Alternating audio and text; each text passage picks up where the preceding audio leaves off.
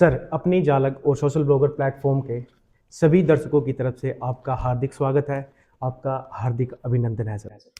नमस्कार। जैसे कि आप एक सिक्योर्ड पब्लिक सेक्टर की जॉब में थे, आपने उसको छोड़ के पॉलिटिक्स ज्वाइन करी, तो सर क्या विज़न था आपका और क्या वो विज़न कंप्लीट हुआ?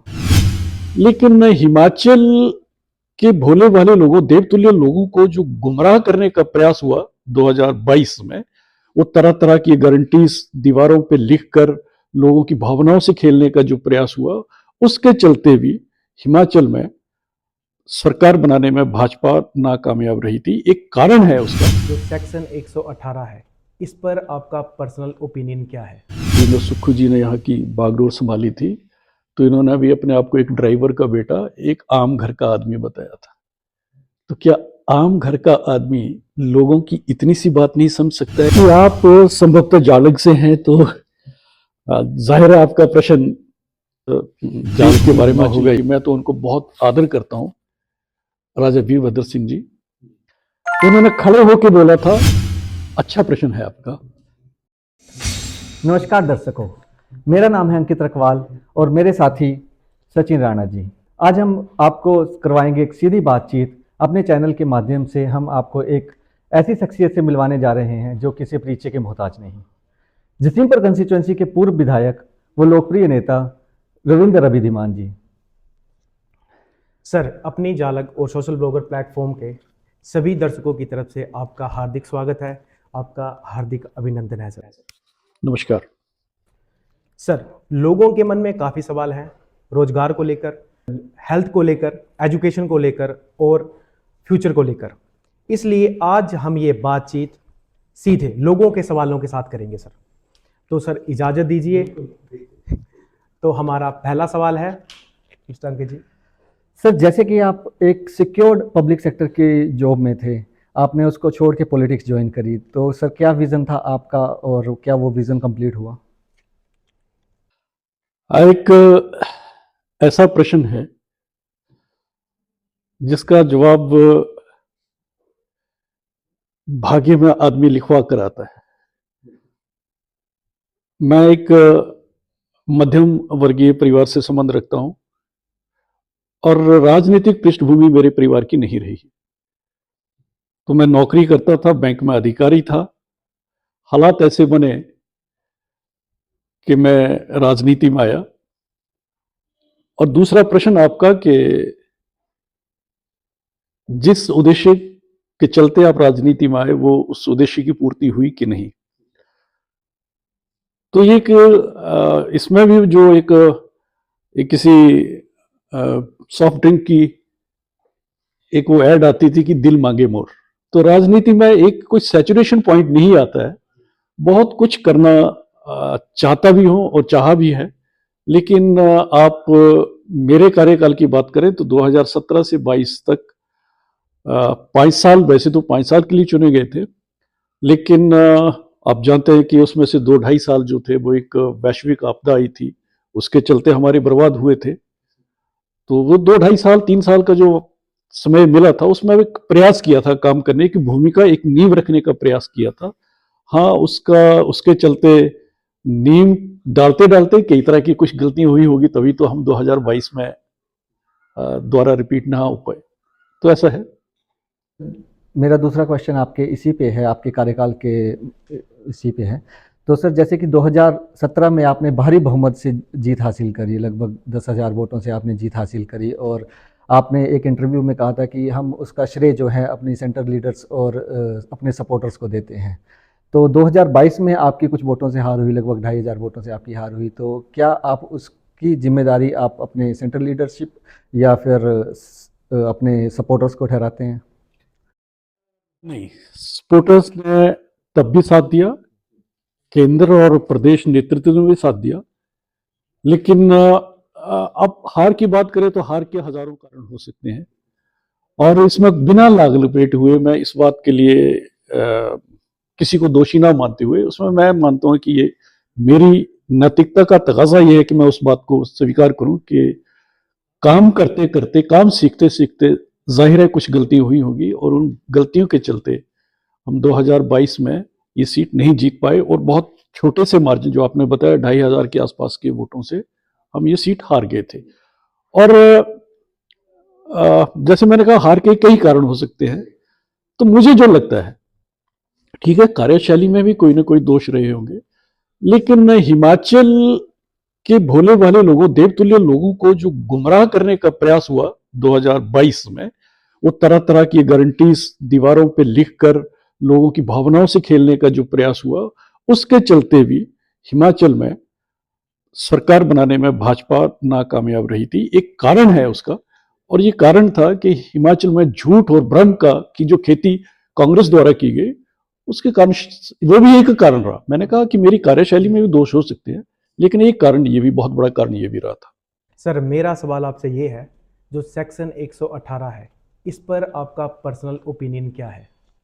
हाँ, आजकल एक बड़ी हॉट मुद्दा है जी जी प्रदेश के अंदर। मुझे याद है कि 17 से लेकर 22 तक नेता प्रतिपक्ष हुआ करते थे मुकेश अग्निहोत्री जी, और भाजपा कोई भी नया काम करने की जब सोचती थी तो दूर वो विपक्षी बेंचों पे खड़े होकर इसका प्रतिकार करते थे। Himachal for sale, Himachal for sale, ऐसे ऐसे नारे लगाते थे।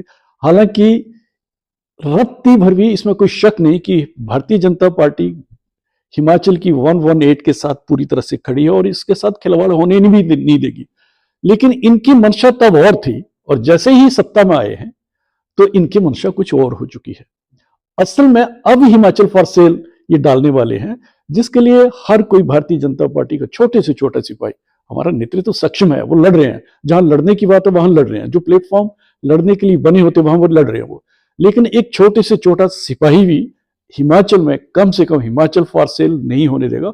और मैं व्यक्तिगत, आपने मेरे से प्रश्न पूछा कि मैं व्यक्तिगत, तो मैं कहता हूं व्यक्तिगत रूप से मैं इसके विरुद्ध हूं।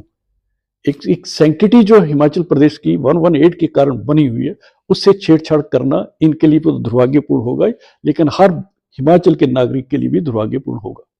अगर सर आप पावर में होते तो सेक्शन 118 पर आपका क्या ठोस कदम रहता? बिल्कुल, इससे छेड़छाड़ करने के लिए यदि मुझे लगता है कि हमें राजनीति से अलग भी होना पड़े तो हम अलग होने की भी सोच सकते हैं। 118 की जो एक आप कह सकते हैं कि एक जो उसकी सैंक्टिटी है, उसको बरकरार रखना ये हर हमारे हिमाचल के हर नागरिक का कर्तव्य है।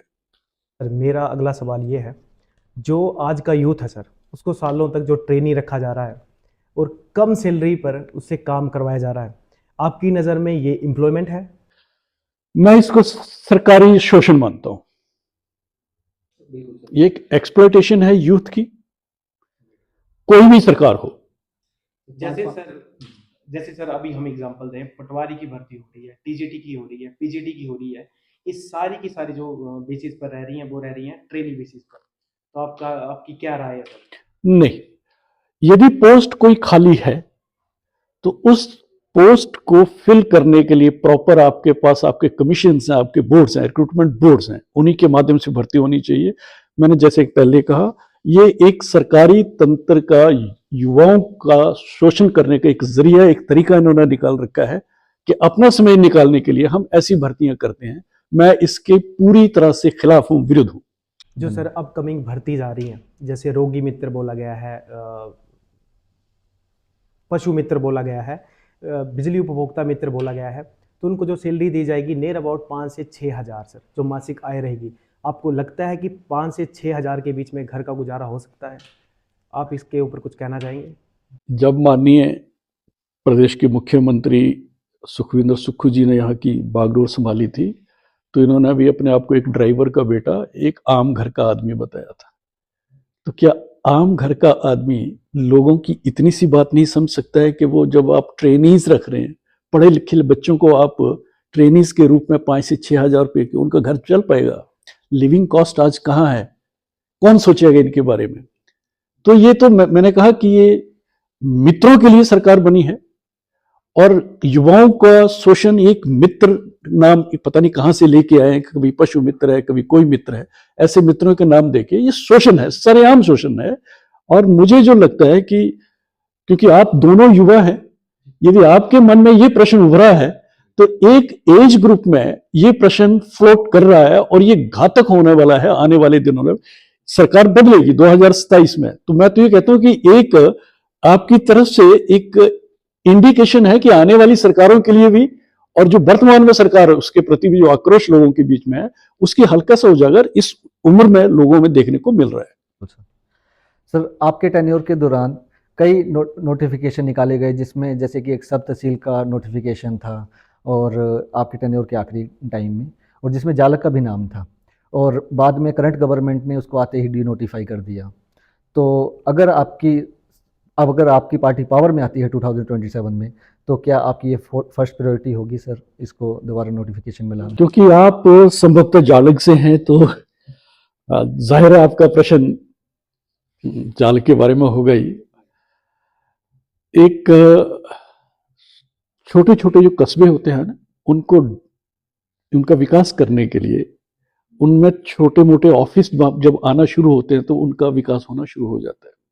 तो वो मेरा एक आइडिया था कि 3-4 पूरी विधानसभा के अंदर 3-4 ऐसे, जैसे हमारा पंचरुखी डेवलप हो चुका है, जयसिंहपुर डेवलप हो चुका है, एक आध लंबा गांव या जालग भी बीच में से, आप लंबा गांव से पंचरुखी के बीच में जालग एक अपकमिंग टाउन था। यदि उसमें 1-2 ऑफिस ऐसे आते तो वो भी एक शहर का ले सकता था। तो उम्मीद थी कि इसमें भी 1-2 ऑफिस, जैसे सब तहसील की एक आइडिया मेरे दिमाग में आया और हमने वहां पे सब तहसील खोल भी दी। लेकिन दुर्भाग्य से जो 1 अप्रैल 2022 के बाद जितने भी नए ऑफिस खोले थे उनको सबको डी नोटिफाई किया। उसमें एक ही ना 9 ऑफिस मेरी विधानसभा के अंदर थे जिनको इन्होंने डी नोटिफाई किया, तो उसके चलते जालग भी डी नोटिफाई हो गई। लेकिन मैं व्यक्तिगत रूप से मानता हूं इस बात को कि जालग के विकास के लिए वो ऑफिस लाजमी था, विकास के लिए भी और लोगों को सुविधा प्रदान करने की दृष्टि से भी। तो उसके आते हो गया। लेकिन उसके बाद जो पहला प्रश्न आपने पूछा था उसमें जैसे, और उसको मैंने उत्तर दिया था कि कुछ लोगों को गुमराह भी किया गया। तो उस ऑफिस के चलते भी कुछ लोगों को गुमराह किया, यहाँ कोसरी तक के लोगों को उकसाया गया कि आपको तो 3,000 रुपये खर्च करके वहां जाना पड़ेगा, हालांकि वो 30 रुपये में जाना आना हो सकता था, और जाना भी नहीं पड़ता है। जो काम आपके तहसील में हो जाते हैं उनमें जरूरी नहीं होता सब तहसील में जाना। लेकिन तब लोगों को उकसाया गया, एक जनभावनाओं के साथ खेलने का प्रयास हुआ, और जालग में उसको बंद करने की कवायद इनकी पहले दिमाग में पहले से था। अब तो इन्होंने खैर अपग्रेड कर दिया, मुझे लगा है कि पंचरुखी को अपग्रेड कर दिया है, और हो सकता है उनको पंचरुखी के साथ ही जोड़ा हो, मुझे नहीं पता इसका। लेकिन मुझे लगता है कि जालग और आसपास के गांव के साथ एक वर्तमान सरकार का अन्याय था। तो आपकी प्रायोरिटी रहेगी इसमें? हाँ, ये मेरी प्रायोरिटी है। लेकिन अब इन्होंने इसमें क्या क्या परिवर्तन जाते जाते कर देंगे। जैसे इन्होंने जालग इसमें पंचरुखी को तहसील का दर्जा दिया है, तो उसके साथ भी कुछ पटवार सर्कल इन्होंने जोड़े होंगे। तो क्या उसमें वो जुड़ गया है, फिर जब भाई कोई इदारा खुल जाता है तो उसको डिमोट कर देना ये भी संभव नहीं हो पाता। तब भी जन भावनाओं का आदर सम्मान करते हुए सारी चीजें देखने की होंगी। लेकिन हाँ, जालग वालों को सब तहसील की जरूरत थी, ये मैं मानता हूं। अभी भी है। सर मेरा सवाल आपसे ये है, जो जयसिंहपुर कंस्टिट्यूएंसी सर, वहाँ पे ना कोई बड़ी इंडस्ट्री है, ना कोई उद्योग है, ना कोई मॉल है, ना ही सर यहाँ पे कोई लोकल जॉब्स है। सर आपके हिसाब से यहाँ एम्प्लॉयमेंट जनरेट करने का रियलिस्टिक और टाइम बाउंड रोड मैप क्या हो सकता है? हर भौगोलिक क्षेत्र की अपनी मेरिट्स एंड डिमेरिट्स रहती हैं। हम जहाँ मेरी विधानसभा का जो एरिया है उस एरिया के हिसाब से एक तो हम काम कर सकते थे, उसमें प्रयास भी किया, रिलीजियस टूरिज्म पर, धार्मिक पर्यटन पर काम कर सकते थे। कैसे आप जानते हैं कि एक तो आप पंचरुखी में अंद्रेटा गांव है, वहां पर एक बहुत महान विश्व स्तरीय कलाकार का जन्म कर्म भूमि वो रही है। उसके साथ ही एक सिद्ध स्थान है माँ आशापुरी का, माँ देवी का सिद्ध स्थान है। आप नीचे की तरफ आएंगे तो नाग नगोली में एक बहुत बड़ा शिवधाम है। आप लंबा गांव में आएंगे तो कुंजेश्वर महादेव के नाम पे एक और बहुत प्राचीन शिवधाम है। और आप जी इस तरफ आएंगे तो बाबा बालकुरुपी, बाबा बालकनाथ जी का ही एक छोटा स्वरूप के रूप में बाबा बालकुरुपी के नाम से मंदिर है और सिद्ध स्थान है सबके सब। तो 2018-19 में एक योजना एडीबी की तरफ से आई, जो एशियन डेवलपमेंट बैंक था, और रिलीजन पे रिलीजियस सर्किट एक बनाने का था। तो मैंने आशापुरी से लेके आशापुरी, नागनगुली, कुंजेश्वर महादेव और बाबा बालकुरुपी, इन चारों धामों को जोड़ने के लिए एक परिक्रमा, जो कोई हमारा श्रद्धालु हिमाचल के अंदर आता है तो वो यहाँ पर रात को रुके, तो जैसे आशापुरी के लिए मंदिर तक पहुंचने के लिए रास्ते की एक व्यवस्था थी, वहां पे एक अच्छा रहने के लिए वहां पे सराय या कोई अच्छा होटल वहां पे बनता। सिमिलरली आप नागनगुली में भी कोई रहने की व्यवस्था होती। इस मंदिर का पूर्णोद्धार होता। मंदिर के आसपास की मंदिर जो है वो आर्कियोलॉजिकल सर्वे ऑफ इंडिया का, उसके साथ बहुत ज्यादा छेड़छाड़ हम नहीं कर सकते, लेकिन सराउंडिंग्स में अच्छी एक सुविधाएं हम लोगों को दें, रात को रुके दर्शन करें। जब तक रात को श्रद्धालु नहीं रुकेगा उस इलाके का विकास नहीं होता है। तो उस दृष्टि से एक तो वो हमारा एक आइडिया था। दूसरा, अंद्रेटा में मैंने कहा एक महान कलाकार की कर्मभूमि है, वहां पर एक कॉलेज हम चाह रहे थे कि इससे मुतालिक कोई कॉलेज वहां पे हमारा खुलता, जिसमें तरह तरह की जो हमारी विधाएं हैं उनके बच्चों को उनको वहां पे सिखाया जाता। तो एक वो कॉलेज खोलने की मेरी मंशा थी, एक वो था। दूसरा, ये जो हमारी हारसी पत्तन से लेके आलमपुर तक व्यास रिवर है, इसमें हम वाटर स्पोर्ट्स को या चैनलाइज करते हैं। जैसे कि एक मुझे लगता है कि एक पूना की फर्म थी और जल शक्ति विभाग ने इसको दोनों तरफ से चैनलाइज करने के लिए एक प्रपोजल भेजा था, क्योंकि हार गए तो उसके बाद इस सरकार की प्रायोरिटी नहीं है, तो उसको वाटर स्पोर्ट्स में इस इलाके को डेवलप किया जा सकता था।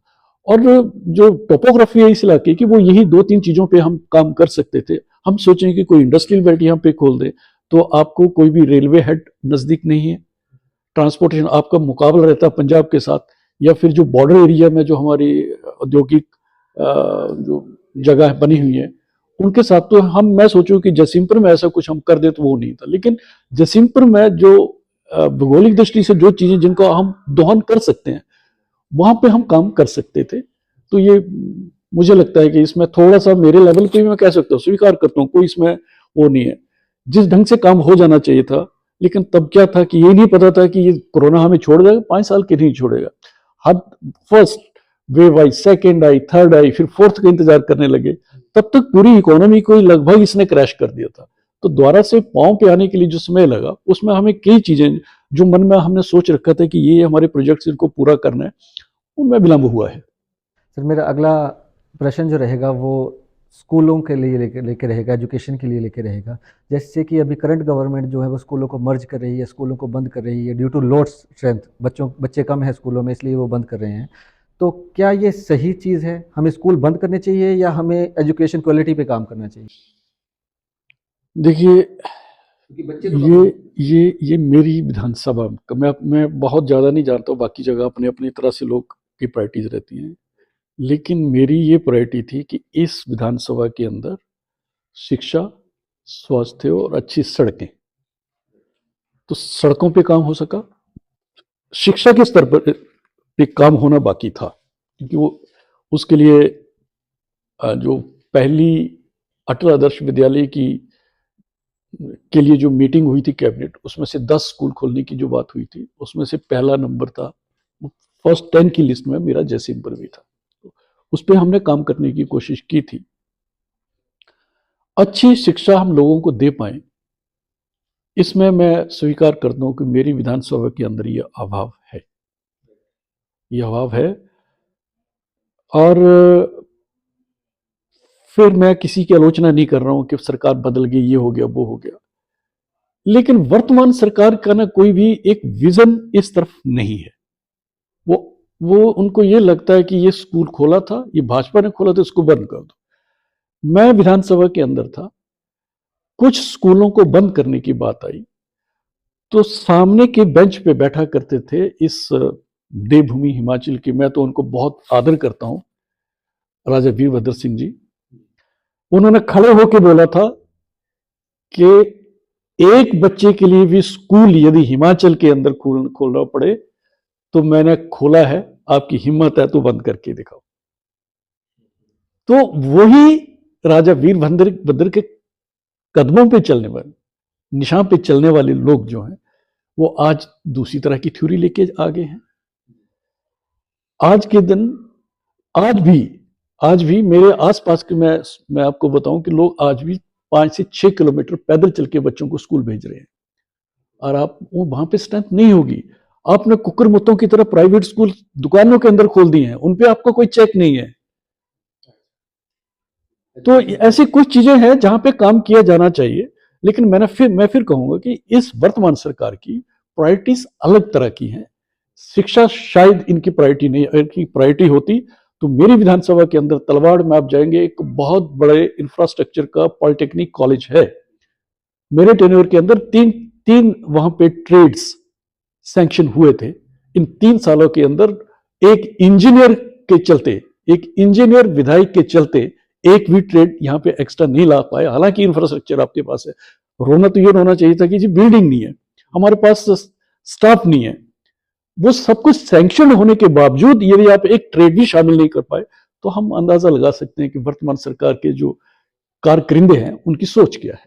तो आपकी बात में दम है। इस विधानसभा के अंदर शिक्षा के क्षेत्र में काम किया जाना अपेक्षित है। मेरा सवाल आपसे सर स्वास्थ्य के रिलेटेड है।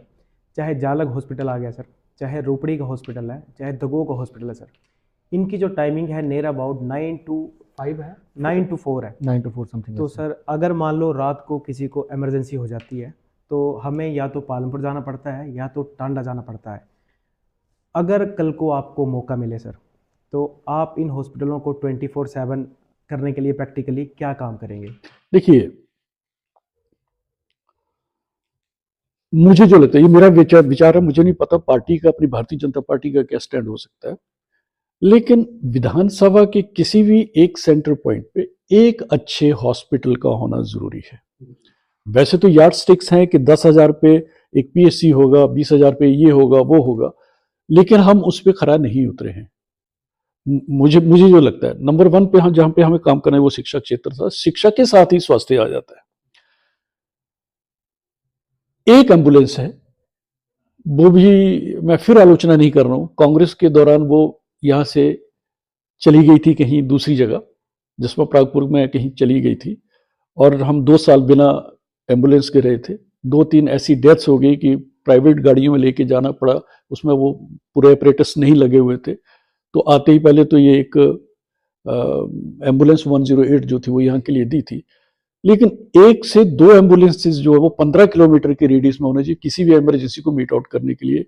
मुझे जो लगता है, क्योंकि एक टाइम था जो हमारे पास डॉक्टर्स नहीं थे, 2 कॉलेजेस थे, एक टांडा का था, एक शिमला का था, लेकिन आज हमारे पास 6 कॉलेज हैं और लगभग साल के अंदर 600 डॉक्टर पास आउट होते हैं। उसमें से 100-150 डॉक्टर रिटायर होते होंगे, 100-150 जो सुपर स्पेशलिटी के लिए चले जाते हैं। तभी 400 के आसपास मेडिकल ऑफिसर्स हमारे पास हर साल अपनी प्रोड्यूस हमारी तैयार हो रही है, हमारे डॉक्टर्स अपने तैयार हो रहे हैं। तो आने वाले समय में आप ये भी समझिए कि जो आपके मेडिकल कॉलेजेस किस विचारधारा की देन है। मैं उसका श्रेय लेने की बात नहीं कर रहा हूं, मैं I am trying to be, मैं फैक्ट्स पे बात कर रहा हूं। तो आने वाले समय में हमारी हेल्थ सर्विसेज में इसका बहुत ज्यादा इंपैक्ट आने वाला है और पॉजिटिव इंपैक्ट आने वाला है। लेकिन मैं ये बोलूं कि सारे इनको पीएचसी जो है, प्राइमरी हेल्थ सेंटर, इनको हम हॉस्पिटल्स में कन्वर्ट कर दें तो इन चीजों की भी जरूरत नहीं होती है। आपकी ट्रांसपोर्टेशन, आपके पास वेल इक्विप्ड 108 या एम्बुलेंसेज हो तो हमें 1 घंटे के अंदर अच्छे आदमी को फर्स्ट एड मिल जाती है। तो मुझे लगता है कि वो हेल्थ सर्विसेज में एक अच्छा हम कुछ कर सकते हैं, उसके लिए काम करने की जरूरत तो है। क्या बताऊं, फिर आलोचना हो जाएगी। पंचरुखी में पीएससी था और लगभग 20,000, पूरा धार क्षेत्र जो है, पंचरुखी अपने आप और धार क्षेत्र पूरा निर्भर है एक पीएससी पंचरुखी, जिसको सीएससी बनाया था।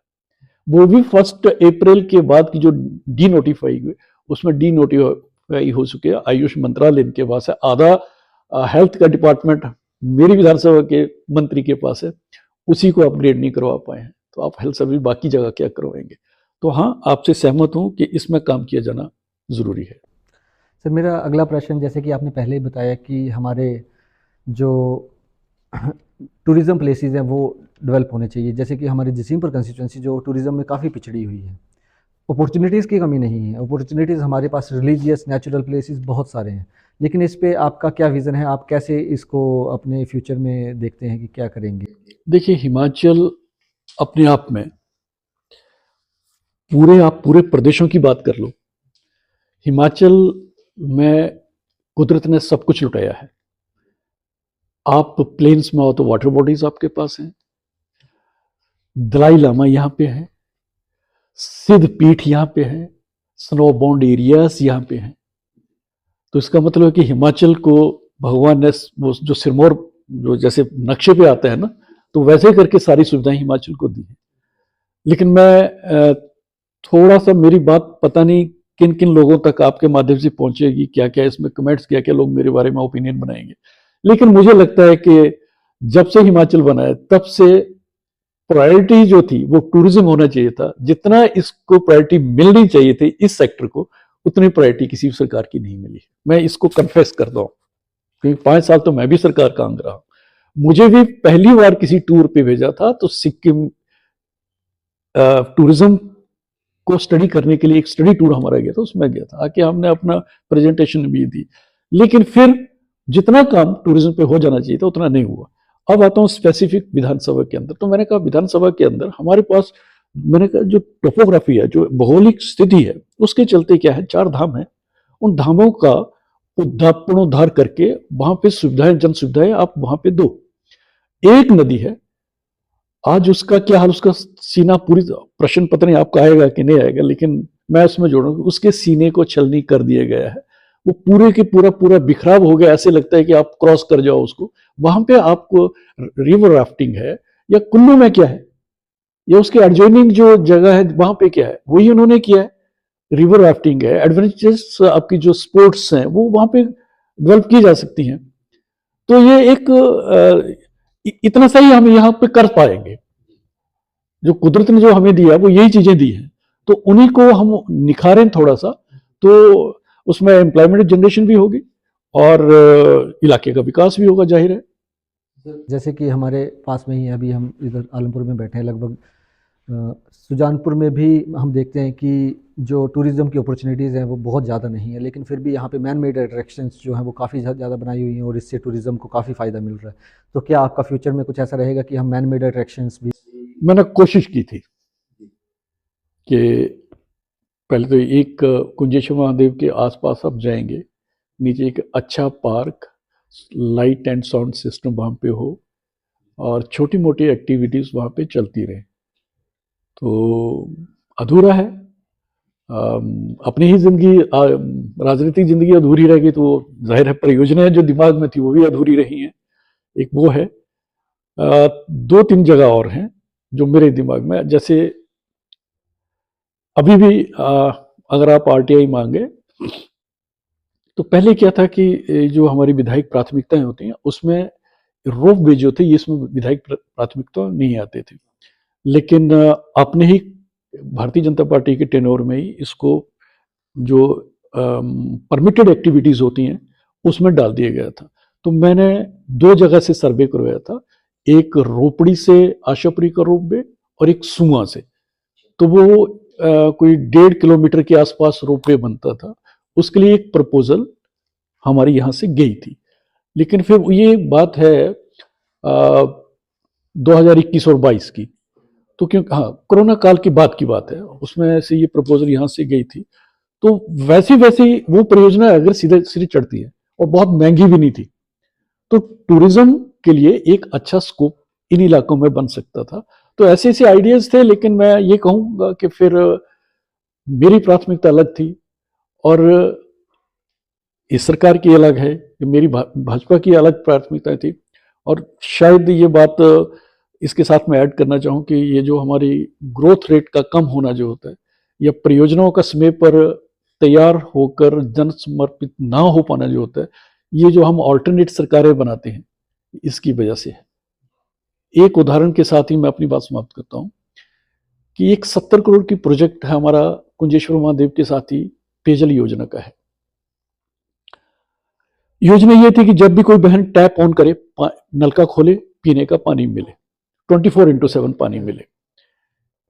इस योजना को जब अक्टूबर 2022 में हम हारे, जब कोड ऑफ कंडक्ट लगा, तब तक 70 करोड़ में से 50 करोड़ के काम कर दिए गए थे, खत्म हो चुके थे। केवल 20 करोड़ के काम, उसमें क्या था, मशीनरी का लगना था और कुछ बिजली के काम थे। और ये प्रायोरिटी, वो जो टर्म्स ऑफ टेंडर जो थी, उसके हिसाब से इसको जनवरी से लेकर मार्च महीने 2023 तक कंप्लीट होके आम जनमानस को समर्पित कर देना चाहिए था। लेकिन मैं कहता हूं 26 की जनवरी आने को हो गई, अभी तक वो इनकम्प्लीट है। तो ये जो हम सरकारें बदलती हैं, बदलने के साथ उनकी प्रायोरिटीज बदलती हैं, तो उसकी वजह से काम लंबित होते हैं। अब ये अल्टीमेटली, अब बहुत सारी चीजें ऐसे जिनमें अब गिनाने लोगों, अब कॉस्ट एस्केलेशन की बात कर लें, आज से 3 साल पहले, 4 साल पहले जो रेट था वो आज नहीं है। तो कॉस्ट एस्केलेशन के चलते कई प्रोजेक्ट्स जो हमारे वो अधर में लटके हुए हैं। और फिर ये उनको ये लगता है तो भाजपा ने लगाया था, इसको करो कि मेरा क्या फायदा होगा, तो उसको चलो ठंडी बस्ती में डाल के रखो। या फिर ये है कि इनको मैं करूंगा तब जब हमारे आखिरी दिन होंगे। वैसे भी आखिरी दिन है, ये तय है कि 2027 में इनको जाना ही जाना है। लेकिन ये चाहते हैं कि तब हो सकता है तो उद्घाटन, ये फीता हम काट देंगे तो लोगों के दिमाग में जाए कि हमने बनाया। तो लोग अब इस मामले में पढ़े लिखे हैं, समझदार हैं। तो ये चीजें जो आप कह रहे हैं कि ये चीजें इस राजनीति के अंदर चलती हैं। और मुझे लगता है, मैं व्यक्तिगत रूप में एक बैंकर रहा हूं, तो इन चीजों को बड़ी माइन्यूटली देखता हूं और दुख भी होता है कि ये जो हम लटका के रखते हैं प्रोजेक्ट्स को, और पैसा किसका है, नबार्ड का पैसा आता है। ये तो जेजेएम के पैसे हैं। बाकी हम सड़कों के लिए जब नबार्ड से पैसे लेते, तो नबार्ड क्या है, एक फाइनेंसिंग एजेंसी है जो आपको उधार देती है और उसके बदले आपसे इंटरेस्ट लेती, ब्याज लेती है। तो ब्याज पे लेकर पैसे को फिर उन प्रोजेक्ट्स को अदर पे लटका के रखना या अपनी सुविधा के अनुसार उनको पूरा करना, ये कोई एक अच्छे पॉलिटिशियंस की निशानी नहीं है। सर, मेरा आपसे ये सवाल है, ओवरऑल परफॉर्मेंस के बेसिस पर आप करंट स्टेट गवर्नमेंट को क्या रेटिंग देना चाहेंगे? एक्सीलेंट, एवरेज, ये मैं कौन होता हूं इनको रेटिंग देने वाला? या काम के वाइज, या मैं उसी पे आ रहा हूं। देखिए, वाहिद मेरी होश में, मैं प्रौढ़ हो चुका हूं, मेरी होश में एकमात्र ऐसी सरकार है जिसको बनने के 1 महीने के अंदर ही लोग सड़कों पे आ गए थे। उनको अपनी भयंकर भूल की एक एहसास हो गया था कि हमने एक भूल कर दी, और 1 महीने के अंदर ही लोग सड़कों पे थे। तो इनको नंबर वगैरह, जब कोई नंबर उसके देते हैं, किसी को आपने एक प्रश्न पूछा और उस प्रश्न को हल करने का उनका प्रयास हुआ, तो आप देखते हैं कि नहीं, इसने आधा ठीक किया है, आधा गलत है, तो 10 में से 5 दे दो। इन्होंने तो शुरुआत ही नहीं किया, एक ब्लैंक पेपर आपके पास दे दिया है, आपने एक प्रश्न दिया और वो प्रश्न, उत्तर पुस्तिका जो है वो खाली आपके पास वापिस आई है, तो आप उत्तर पुस्तिका पे क्या नंबर देंगे? तो मैं इनको कोई नंबर देने की पोजीशन में नहीं, और देना भी नहीं चाहता हूं। तो सर, आप आज का यूथ अगर कोई अपनी गवर्नमेंट या प्राइवेट जॉब छोड़ के पॉलिटिक्स ज्वाइन करना चाहे तो आप उसको क्या सलाह देंगे? बड़ा अच्छा प्रश्न है आपका। बहुत अच्छे अच्छे लोगों से मेरा मिलना रहता है, और खासकर युवाओं से। मेरा अपना शौक जो है वो ये युवाओं के साथ इंटरेक्ट करना, उनसे जानने की कोशिश करना। आपके प्रश्न का उत्तर मुझे आप 2 मिनट, पता नहीं आपका कितने देर चलना है। नहीं सर, आराम से, टेक योर टाइम। मेरा आमना सामना हुआ एक कार्यक्रम के दौरान नौजवान बच्चों से, कॉलेज गोइंग बच्चों के साथ। कोरोना के बाद जो मेरिटोरियस स्टूडेंट्स थे, उनको सरकार की तरफ से लैपटॉप दिए जाते थे। तो 2-3 साल तक तो ये सारा क्रम बंद था। तो एक बार एसडीएम ऑफिस के हॉल में मुझे बुलाया गया कि बच्चे जो अच्छे मार्क्स में, बच्चे जो पास होते थे, उनको आपने लैपटॉप देने। तो मैंने लैपटॉप दिया और फिर मुझे बोला कि बच्चों के कोई मोटिवेशनल कोई स्पीच, आप कोई मोटिवेशन के लिए कुछ बात रखो। तो मैंने वैसे बच्चों से रैंडमली पूछना शुरू किया कि बच्चे आपको क्या बनना है? तो कोई चार्टर्ड अकाउंटेंट बनना चाहता, कोई डॉक्टर बनना चाहता था, कोई इंजीनियर बनना चाहता था। सब कुछ मैंने सुन लिया उनसे। तो मेरे ही मन में एक प्रश्न आया कि यार बच्चे सब कुछ बनना चाहते हैं लेकिन पॉलिटिशियन नहीं बनना चाहते हैं। तो मैंने एक बच्ची को मैंने पूछा कि भैया यार सब कुछ बनना चाहते हैं, पॉलिटिशियन क्यों नहीं बनना चाहते? तो उस बच्ची का जो जवाब था उसने मुझे अंदर तक झकझोर दिया। अब उसने उसका उसका वो एक परसेप्शन बन चुकी थी उस बच्चों की दिमाग में, यंग जो ब्रेन्स हैं उनके अंदर वो बन चुकी थी एक परसेप्शन कि सर ना पॉलिटिशियंस करप्ट होते हैं।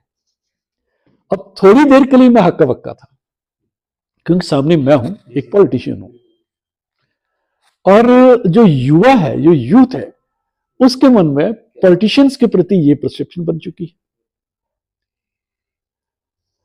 तो अब मुझे उसका जवाब भी देना है। तो मैंने फिर अपने ही शब्दों में उस बच्ची को समझाने की या पूरी ऑडियंस को समझाने का प्रयास किया कि फिर ऐसे करते हैं कि 2-3 ऐसे कंट्रीज ढूंढते हैं जहां पे करप्शन का इंडेक्स के जो इंडेक्स है उसमें सबसे लोएस्ट वो है, मतलब सबसे कम करप्शन उन देशों में, उसमें से फिनलैंड या 2-3-4 कंट्रीज मुझे तब याद थे। तो मैंने कहा बच्चे फिर ऐसे करते हैं कि हम इंडियंस को किसी को भी पॉलिटिशियन नहीं बनने देंगे, हम उन देशों से कुछ लोग आयात कर लेते हैं और फिर उनको कहते हैं कि अब हम पे राज करो। तो थोड़ी देर के लिए वो बच्ची है, अब अभी पूरी तरह से परिपक्व नहीं है दिमाग, तो वो मेरी बात समझी नहीं। फिर मैंने उनको एक विस्तार से समझाया कि हम लोगों में से ही ईमानदार लोगों को ही आगे आना पड़ेगा, हम किसी और के सहारे नहीं छोड़ सकते।